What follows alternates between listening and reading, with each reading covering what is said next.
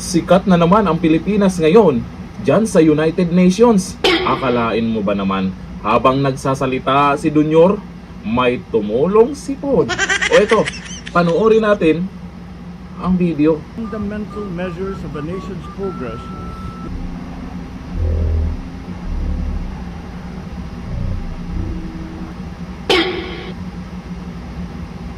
Oh, sa mga loyalista, nga, palakpakan nyo na. Hindi naman nakakahiya yan. Sipon lang naman.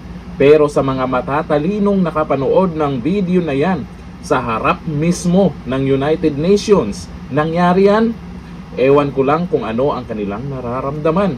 O ayon dito sa post po na unofficial Bato Solid supporters, ang sabi dito, Pangulong Marcos, tumulo ang sipon sa harap ng United Nations. Umarap sa buong mundo si Pangulong Ferdinand Bongbong Marcos Jr. sa 78th session ng Commission on the Status of Women in United Nations na ginanap sa New York City. Sa kanyang talumpati nitong March 10, 2026, ibinahagi ni Marcos ang kanyang panawagan na labanan ang negatibong aksyon laban sa mga kababaihan. Ipinangako rin ni Marcos na ang Pilipinas ay katuwang sa pagtutulak sa kahalagahan ng tungkulin ng kababaihan sa lipunan. Yan po ang mensahe niya habang nagbabasa. Yun nga lang, may tumulo naman. Ngunit ilang netizens ang napansin ang tila pagtulo ng likido mula sa ilong ni Marcos habang ito'y nagbibigay ng talumpati.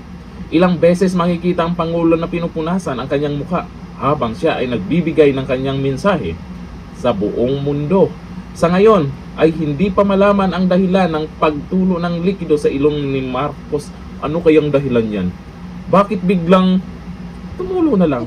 Ngayon, viral na naman tayo dahil sa ating mahal na Pangulo. Yan ang gusto nyo, di ba? Pag-uusapan tayo ng ibang bansa. Pero ang mga pinag-uusapan nila ay nakakahiya.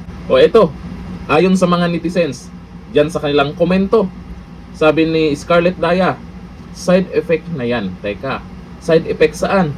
Ano kayang ginagawa ni Dunyor? Bakit nagkakaganyan? Sabi ni Sarah Malyahi, si Auntie Claire na bahala magpaliwanag. Ay, magaling si Auntie Claire dyan. Sabi ni Sabacon, naku po, malala na to. Sabi ni Woods Job, for sure, matatawa din si Auntie Claire neto. Sabi ni Tata Odango, walang ikabahala, magaling siya, malakas, malusog. Yan ang aasahang sagot kay Auntie Claire. O, yun po yun. Ay, sa totoo lang, nakikita po natin yung mga ganyang pangyayari sa mga bata.